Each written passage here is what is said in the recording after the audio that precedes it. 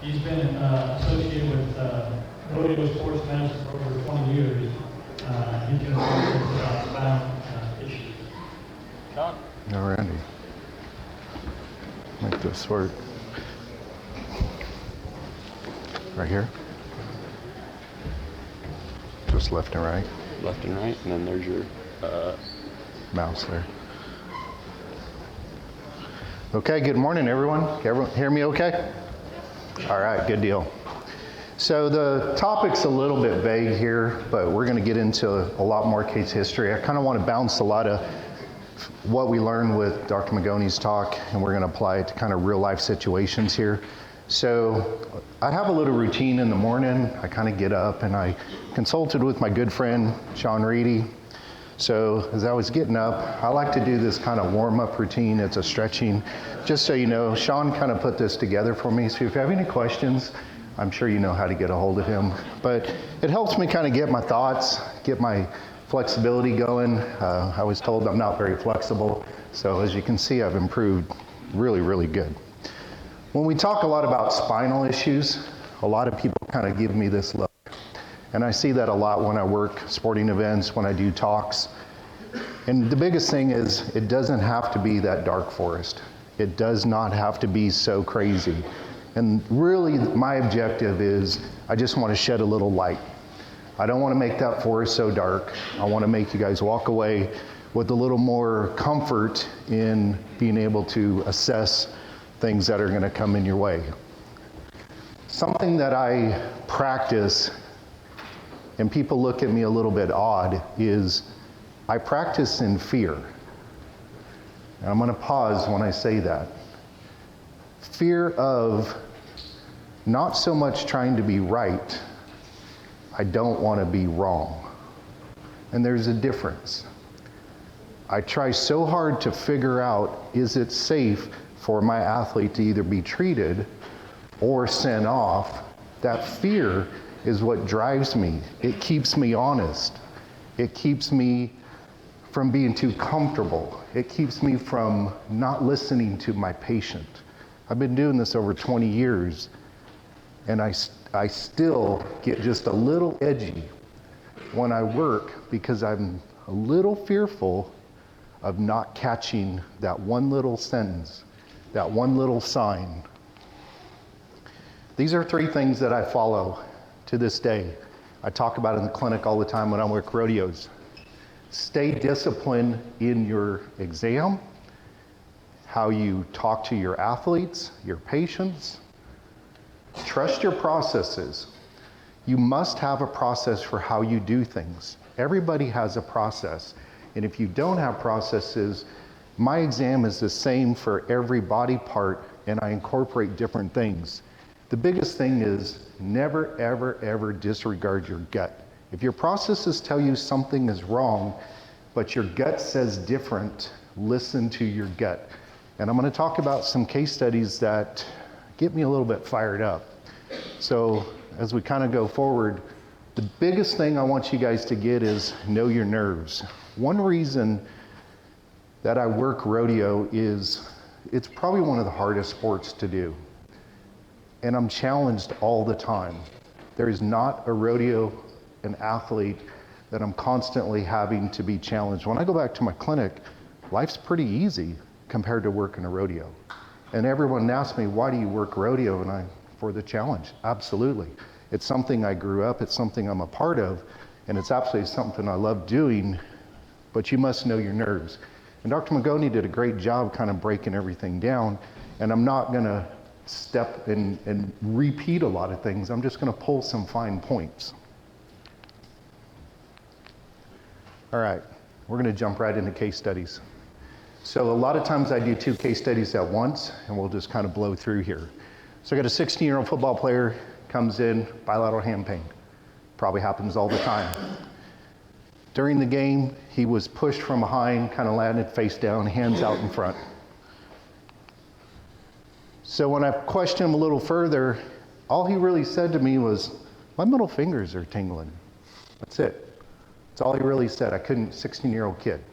Couldn't get much out of him. Kept questioning him, what else hurts? I don't know, just my middle fingers are tingling. I said, okay. So let's review the arm nerves without going into a lot of detail. If you know your C8 nerve and you know your ulnar nerve, all the others fall into place. So if everybody sticks their hands up, do this for me. C8, C7, C6. Remember that. So middle finger is C7. So immediately I'm thinking C7. Why would I not think median nerve? I could. So it's a differential diagnosis. Exactly, bilateral. Whoever said that, you get an A. So bilateral symptoms, you must go to a source, which would be spine. And let me tell you guys something. For every shoulder, you should be doing a cervical exam. For every knee, you should be doing a hip. For every hip, you should be doing a low back and pelvis. That is my process every single time. So if you look at that C8, so remember, the ulnar nerve splits the fourth digit.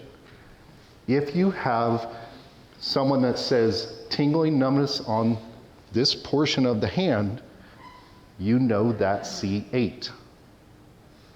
That's how you know. C8, C7, C6, you know your ulnar nerve, your median nerve goes to the other three, your radial nerve is in the back. Keep it really straightforward and know that your radial nerve doesn't go to the tips for the most part. Case 2, saddle bronchitis. Pretty straightforward case. Lands on his head, walks out of the arena. He does get examined. Said he's fine. Drives from Colorado to Texas. Dr. Mogonye will remember this one. Comes in to see me. Says, man, middle fingers are tingling. That's all he said. So what are we thinking here? We got to start running through our nerves again. Is it an ulnar nerve? We kind of went through that. Radial nerve? Is it median nerve? Or is it a spinal nerve? And I think we covered that on the last case. We really need to be looking at a spinal nerve. And which one? Obviously the middle one is your C7.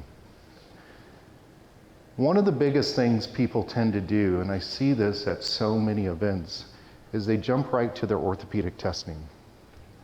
You have bilateral arm, hand symptoms, trauma.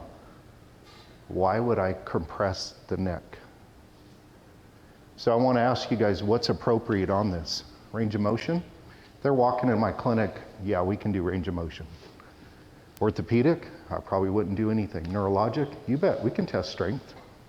Can you palpate? As long as you're not aggressive. Absolutely. So on both these cases, flexion, extension, reproduce tingling in the fingers. Exam's done. Exam is done right there. I did palpate around. Both patients said, man, that feels weird. I don't have to do any more. Both these cases ended up going to the hospital. So on the first one, flexion teardrop fracture of C5. You guys can read the rest. Immediately went in for an MRI. Now here's the interesting thing. This is straight from the radiology report. The radiologist put on here, please correlate for radicular numbness or finger tingling. And I thought that was pretty interesting that he put on there. And after looking back at that, I'm not sure I've ever seen that in 20 years of practice, but that was pretty good. So you get those little weird things, they can be really bad. Both of them ended up having surgery the next day. Case number 3. The reason I brought this up, and we'll kind of walk, this is a mid-20-year-old, came into the clinic, super fit, CrossFit guy. He's having a bunch of weird, I mean, he's got upper back, mid back, low back. He works a lot of physical demanding construction work. He had a little stomach. I just kind of copied the history. And Jason said it the best, you must get a really good history. So we just kind of copied this straight from our notes at the clinic. There's no arm, no leg, nothing weird. He's just got all this weird stuff. So I did all these tests. The one thing I noticed was, if I can make this work, a little bit of decrease. And Dr. Mogonye talked about doing reflexes. It's hard in a traumatic situation, guy coming off the field. I get it. Clinical setting, it's a little different story. Range of motion, everything was good. I noticed that his hip extensors, they were a little bit weak. I don't really understand how this super fit CrossFit guy is having some things. Those are my really only two abnormalities. So this is the plan in the clinic, and I just kind of put on there, you know, the symptoms are rather high for a young male. Need to send him out for further imaging. So I put on here what I said. I ordered some x-rays on him. But when I went to the portal, I found some pretty crazy things. Back in 2004, when he was a freshman in high school, and keep in mind, this guy's probably about 6'4", so he was a pretty good athlete in high school. He had had similar symptoms. They sent him off. And you guys can read, there's definitely some abnormalities going on near the cord, in the cord. There's some findings. This is the thoracic MRI finding. He's got some Schmoll nodes, and then the MRI of the cervical spine. So he basically has this unusual, they don't even know what it is, some type of lesion somewhere in his spine. Now keep in mind, here's what he told the school medical staff was, oh, they said I'm fine. The reason I bring this story up is don't be afraid to ask your athlete, can you provide imaging? Can you bring me copies of reports? Because I guarantee you, this guy's not fine. He wanted to play, so what did he tell you guys? I'm fine. So I sent him off for a boatload of MRIs because that's what he needed. I don't have results yet. I'm very, very curious. I've already notified the neurosurgeon I deal with, Dr. Stokes in Austin, and we're kind of going to work this guy up. Case number 4. So I'm kind of blowing through some of this stuff here. Pretty classic things you guys are going to see. Guy comes off the fields, holding his arm. What are we thinking? You can think of shoulder dislocation, subluxation, some type of stinger, some kind of neck trauma. Case 5. And this happened a couple years ago. I was working a rodeo.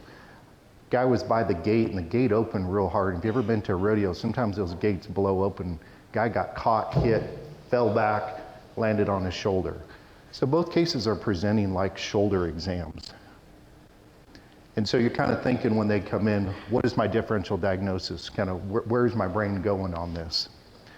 So more information. Both cases didn't have any neck pain. Any reason to do a neck exam? Absolutely. If there's a shoulder, there's a neck. You must start incorporating your orthopedic testing into your exam. Don't be afraid to do it. If you do it enough, something I teach a lot of people is, if you know what normal is, you know what abnormal. And I hear that all the time. Well, how do I know when it's abnormal? You will know. That's all I can say is you will know when it's abnormal. Don't be afraid to do hundreds and hundreds and hundreds of exams on normal people, because when it is abnormal, you will stop and go, uh-oh, we have a problem. Know the nerves. Both people stated that they were starting to get some sensation into their thumb.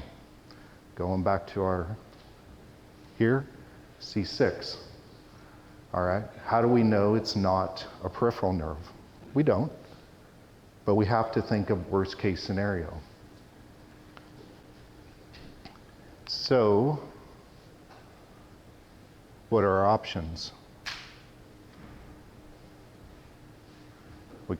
We already know that we have a concern of a C6 nerve. Could there be a peripheral? I'm not real worried about that right now. I dang sure need to know if there's a C6 nerve. But here's kind of a red flag. Both exams, the athletes kept doing this.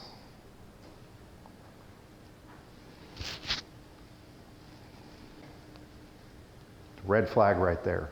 Your exam needs to stop. This is called the Cody sign. There's multiple variations of the Cody sign. Some are very simple. Sometimes your athlete will just do this. They're trying to decompress that nerve. Something is pressing on that nerve. If you don't know Cody sign, you will see it. I can almost guarantee it. So both cases, it's pretty interesting. They had a C7 transverse process fracture, and that portion of the bone was just basically laying on the C6 nerve, and both obviously went in for surgery.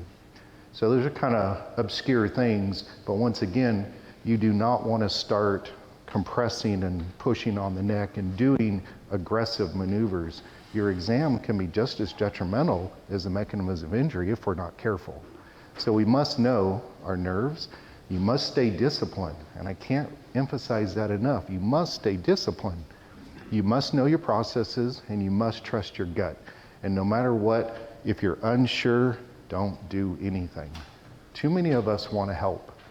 I think most of the reason I got into the sports side is I wanted to be challenged. I didn't want to be like the rest of my colleagues. I know the reputation my profession has, and I wanted to be different. I wanted to take what I learned in school and apply it. And the reason I work so hard and try so hard, that's the fear factor, is I want to make a difference just like everybody else does, but I also don't want to be that guy that all of you kind of hear about. And that's why I'm standing here today, is trust your processes, stay disciplined, and know your nerves. Gosh, I can't emphasize know your nerves. This case right here, the reason I threw it up is you'll see here in a minute why this is so significant. And this one actually, if you see me pause a little bit, this one fires me up. And the reason I brought in here is, how many of us have been thrown under the bus? How many of us have felt like you have your athlete, you know what's wrong, you send them off, and man, you're thrown under the bus? And I'm sure there's probably a lot of yeses going on. And this is a real extreme case of it. I'm gonna let you guys kind of read this. The biggest thing I want to point out is this lady came in, she's about mid-40s, chronic headaches. The interesting thing about this is her arm symptoms started developing. She started developing some right hand tremors. She had been treated by, I lost count of how many doctors, from family physicians, physical therapists, pain management, neurosurgeons, chiropractors. I mean, this poor lady had, the only reason she came in the clinic is one of her friends works in my office. And that's the only reason she came in, because she didn't want to go anywhere else. She was done, because everyone kept telling her there's nothing wrong, there's nothing wrong, there's nothing wrong. And I think we've all had those cases where you get those athletes, there's nothing wrong, there's nothing wrong. Maybe you think there is, and maybe you just dismiss them too. But don't be afraid to listen to your gut and stand up for things that you feel are right. I did all kinds of tests on her. Nothing was abnormal. I didn't even have room to put the rest of them. I just kept writing them up here. The only real abnormality is when I did reflexes, there was some increased reflexes in the upper extremity, but her strength was fine. So, MRI, of course we're going to do an MRI. Nothing really abnormal. She's got 3 small disc problems. Shoot, my neck's about like that. But nothing that would create the symptoms that she's explaining.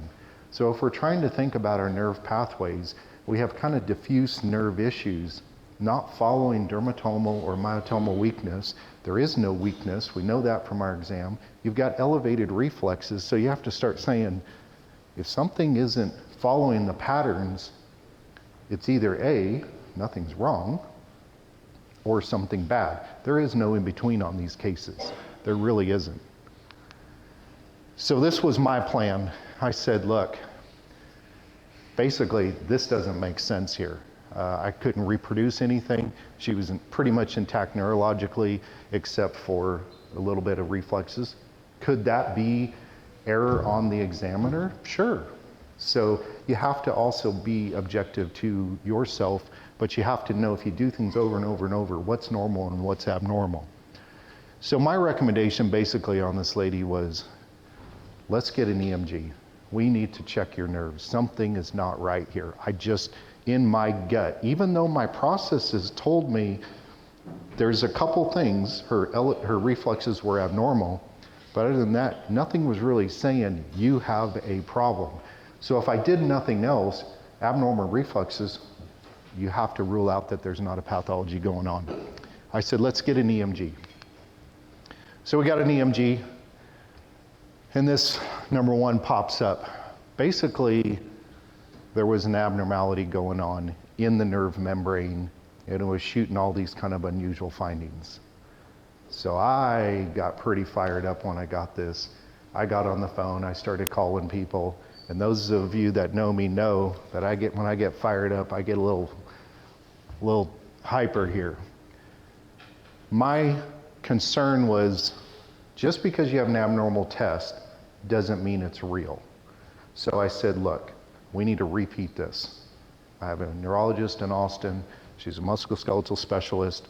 She deals with nerve disorders. She will do her own EMG, had the appointment set up.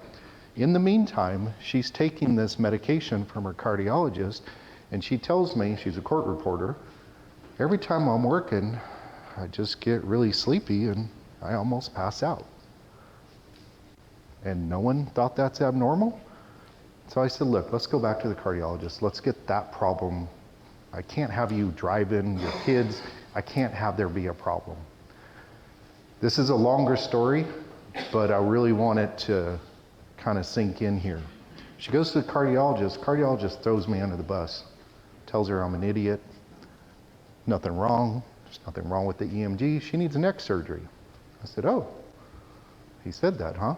He said, yep, go back to the neurosurgeon that ordered the MRI, who has not called the patient, and we're going on 4 weeks now, who also has copies of the EMG, has not contacted the patient. So she completely does not return any of our calls, won't communicate with me or the staff, goes to the neurosurgeon. He says, EMG is fine. It's probably just a weird issue. You need neck surgery. Does a 2-level fusion. She's worse after surgery. Now she's starting to get increased symptoms in her arms.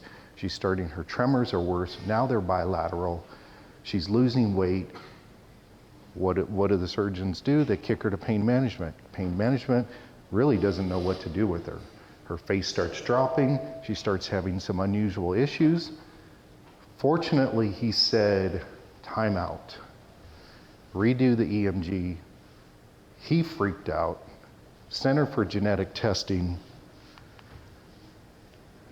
Lady comes up with Pompe disease. If you're not familiar with this is, and Dr. Mogonye will probably tell me, this is, for my profession, this is one of those state board or national board questions you're never supposed to see. Well, guess what? It popped up in my clinic. So going back to, I stayed disciplined, I trusted my processes, but ultimately I trusted my gut, even though my processes couldn't really support until I had the EMG findings. So here's the significant. She has 2 high school athletes and 1 in middle school. During this whole testing, her son, 16-year-old, flips his truck, breaks his tib-fib, and he's not healing. So I get a call from the athletic trainer at the high school. Hey, Shawn, blah, blah, blah. We start talking about this. And I said, we have a problem here. It was great that he called me. And I thought you don't always have to know what's wrong, but you have to know what's abnormal. He says, hey, what's going on with the mom? And I said, well, we got to be tricky with HIPAA laws, blah, blah, blah. But this was one of those that we needed to talk. So he sent his athlete for further testing. Meanwhile, the pain management doctor's running around. She comes up with this Pompe disease, and I just give a little more information of what it is. Unfortunately, it's an inherited genetic disorder that now we're worried that her kids have. Is that why her son is not healing? Is that why? So once again, knowing your athletes, knowing when something is abnormal, and not being afraid to say, hey, this is not right, you're not healing good. Getting more of a history, you find out something like this is going on with their mom, everything's got to change here. And that's the one thing that I think, I'm not saying I did it the best early in my years of practice, because I think You're trained to refer and then you're done. Now, I don't care. If I know I'm right, I'm gonna follow this through because I really don't care anymore. And I know that sounds very harsh, but it's the truth. Because I had a patient die on me, and it was my second year in practice, and I'll never ever forget that case. I knew there was something wrong. I sent her to 5 specialists. All 5 of them told her, my patient, she was crazy. Lady dies. Her husband comes to me, exasperated, just about to chew me out in clinic. Do you know what happened to my wife? And I said, no, she's not alive. I didn't know what to say because I trusted the system and the system failed me. So since then, I've never, if I know something's not right, I push it through. And if my patient doesn't want to call me, that's fine. But in my heart, I know I've done everything possible to get them the best care. So as you can tell, that one gets me a little emotional because I take this very, very, very serious. Those that know me personally, I like to have a lot of fun. Everyone knows that. But when it comes to work, when it comes to my job, taking care of people, it's not just taking care of people. We are the front lines of trauma. All of us, they see us first. And we have to remember sometimes we're the only ones that really can make a difference. Whether we triage them correctly or not, that's on us. Whether they walk into your training room or my clinic, or if I'm at a high school or rodeo, that's on us. And we have to be able to say what's normal and what's abnormal.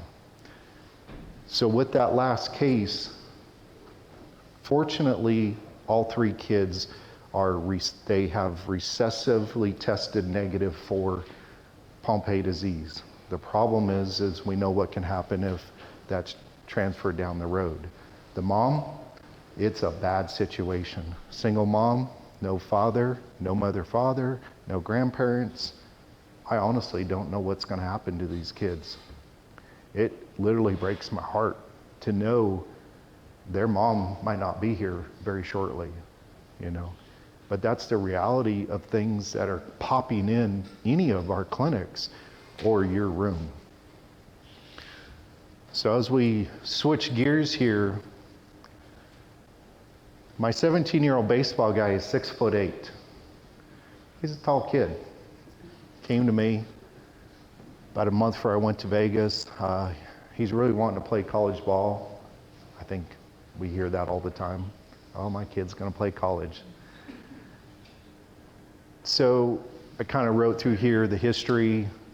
Patients had some x-rays, another chiropractor, which I'm the most critical of my own profession. And when I see stuff like that, that means nothing to me. I want real x-rays. I want a radiologist to read them. So I do my exam. Reflexes are good, really don't produce anything orthopedically. His elbow flexor extensors are weak. They're not grossly weak. There's just an abnormality in his dominant throwing hand. So immediately, I'm thinking, all right, C6, C7 pathology. I've got weakness. I have to refer this guy for an MRI. I don't really have a choice.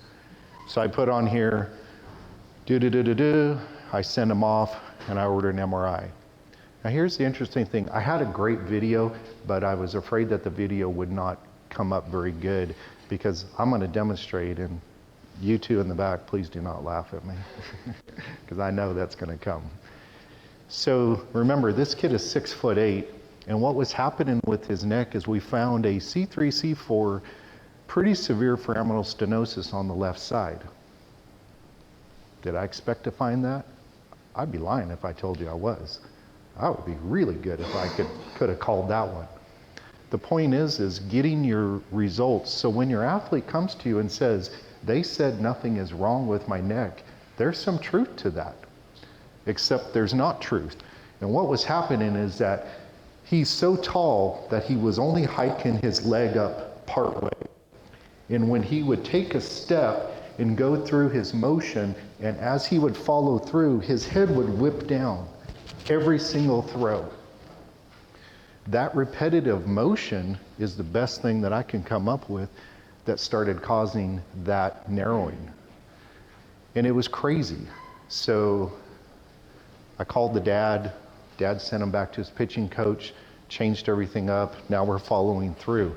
But this is your typical athlete. Does he need surgery? Of course he doesn't. What did I do? I sent him to the PT in the clinic. We worked on his tricep strength. We changed his mechanics. Guy's doing great. Literally, I saw him 3 or 4 times. But it was a real weird case. So my process led me to order the MRI, but my MRI really didn't show me anything. But you have to get your studies, and you have to know that you're safe, because what if there was a C6, C7 pathology? Yeah, then we have a problem. But this was a case where they were in the right place, and we took care of them. A year earlier, this is my same athlete. He's only 6'5". He comes to me with left pelvis, hamstring, knee pain. Baseball practice, doesn't really say there's specific trauma. He just said there's a tournament. He took off the first base, kind of felt kind of a pain in the hamstring. Mom, dad think, it's a hamstring injury. So he's being treated for a hamstring injury elsewhere. The only reason he's coming to my office is he's not getting better. On the bottom here, what's interesting is his low back symptoms are really just worse when he's really fatigued. And that's about it, really. He doesn't really have any numbness, tingling, anything going on. So when I did my exam, there really wasn't a whole lot that showed up. But I did reproduce that hamstring pain. We all know that if you have a hamstring tear, you're going to reproduce it with your nerve root testings. So how do you know it's not a disc injury? How do you know you don't have just a simple hamstring? How do I know I don't have a wimpy kid? I know you guys don't have any of those. Exactly. What if it's none of the above? What if there's just nothing wrong with him? He's not wimpy, it's just nothing wrong. That's a possibility. So here was my plan. I decided to order a pelvic MRI.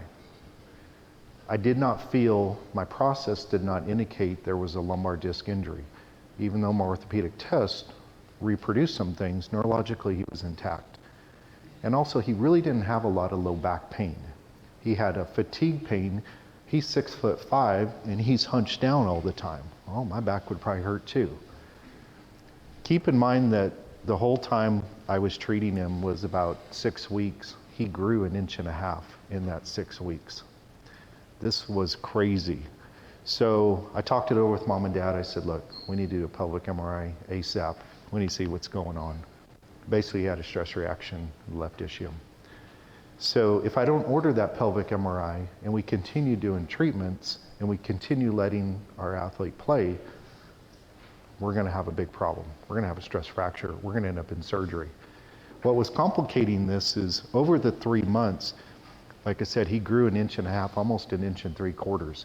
I could not get that bone to heal because he was growing so fast. This was one of the crazier cases I've had. And when I last saw him a few months ago, he's 6'8" now. So I think it's important to not just assume it's a hamstring injury.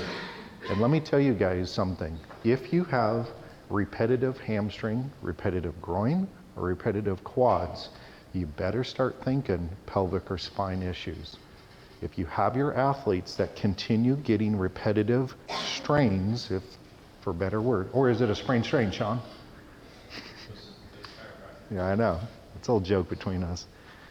If they continue getting these repetitive injuries, you can't keep treating the same thing.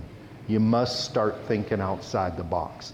I can almost guarantee you, I get an athlete, my rodeo guys, he keeps pulling his groin. I'm not worried about his groin. I may not even be worried about his pelvis. I'm more worried about what's happening in the low back, because I'm trying to figure out what is going on with this guy. And this is a great example of a case where it looked like a duck, sounded like a duck, it dang sure wasn't a duck. I had a 16-year-old drill team person come to me. The problem was she pulled her groin. Okay, pretty straightforward. Pulled her groin. Why are you in my office? Pulled your groin. Well, it's not the first time she pulled it. I said, okay. So she's able to do the splits, but she can only do it on one side, not the other, because it started causing trouble to the groin. Well, that would make sense. You do the splits. I can't even think of doing the splits. So I had her demonstrate, the splits, what she could and couldn't do. And although there was groin pain, there wasn't necessarily what I thought was normal groin pain. So when I did my exam, everything came back pretty good. Yes, she had some step test, Gelay test was, she had some SI, which we can find SI on a lot of people. But I want to go to the muscle strength. Her hip abduction was a little bit decreased, her hip extension, and her bilateral hip extension, I think we left off a word there, was 4 out of 5. The reason this is significant is I'm not really dealing too much with the groin. I'm already thinking, shifting gears here. There has to be something more going on. Because I have to say, what's really going on with her? It's not her groin. There's no reason for her to be in my clinic if it's a groin pain. So if we go back to our myotome testing, we know that our hip abduction is around the L4, L5, S1. We know hip extension is L4, L5. We know bilateral knee extensions L2, 3. So even if you don't know specifically, I have a lot of lumbar stuff going on here. We at least need to say, I have a lumbar pathology going on. She's gonna have, and if you have a groin, you're gonna have an SI dysfunction. If you have a hamstring, you're gonna have an SI. If you get a quad, you're gonna have an SI. But I hear about SI, SI, SI all the time, and sometimes it's more than just the SI. Remember, the SI is reactionary. It's rarely the cause. I'll repeat that. It's reactionary to the trauma. Your SI, your big joints, your big muscles in the pelvis lock down to protect the mechanic of what you're doing. That's why we limp. I sent her for lumbar x-rays. This was pretty straightforward. Yeah, did she have an SI? Could I have treated the groin? Could I have done a lot of stuff? Absolutely. But if I don't figure out what keeps causing these groin injuries, she's going to have another injury or potentially a worse problem. She had a grade 2 unstable spondy. So I order flexion extensions on everything I do, neck or low back. And I highly recommend you guys to try to understand the reasoning for flexion extension x-rays. You miss a lot on just a true lateral film. There is so much. Yes, we would have caught this grade 2 spondy. But the bigger issue is this thing is moving on flexion. You see where it goes, you see where it goes on extension. I've got 45 millimeters of movement going on every time she's walking, standing, doing any kind of athletics. Your flexion extension x-rays, especially in your cervical spine, are so important. I have spent years trying to find doctors to work with. The people that I work with, I have sought out. I don't care if they're in my town. I don't even care if they're in my state. I try to find the best doctors that can give me the best answers for my athletes. Because when I have a situation like this, and I told my neurosurgeon 18 years ago when he gave me a cell phone number, that was gonna be the worst mistake he ever did, because I probably call him every 2 or 3 days. And I immediately called him on this. He wasn't too excited. We treated her. She actually came to intern in the clinic. She's at E&M right now, and it was a good case with a good result. Does she have a back problem? Absolutely. She's very aware. But we've given her the things. We worked with her school. We changed her program, her stretching, weight program, And I get a lot of calls from a lot of the people in my area for a lot of things like this. I just got a call this morning from one of the high schools, swimmer, pars defect issue. They wanted to know, my opinion. And the reason is I'm very friendly to the ATC world. You guys are probably one of my favorite groups to work with. I really respect a lot of your training, what you guys go through. I also know what it's like not to be respected sometimes, but you can't let that be the driving force.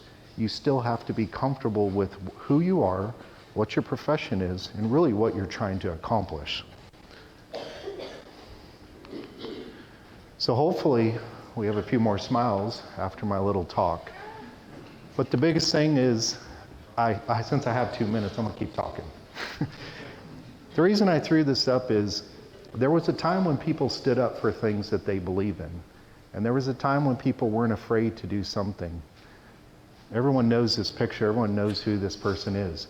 And there's a reason he became famous, because someone killed his boss on his ranch, and he did not think that that was good, and he was going to take matters in his own hands. Now, we can't take matters in our own hands, or can we? And so I'm asking you, sometimes when we say, I referred him off, is that enough? Or do we need to take matters in our own hands and be more proactive so that we can help our athletes down the road? Thank you very much.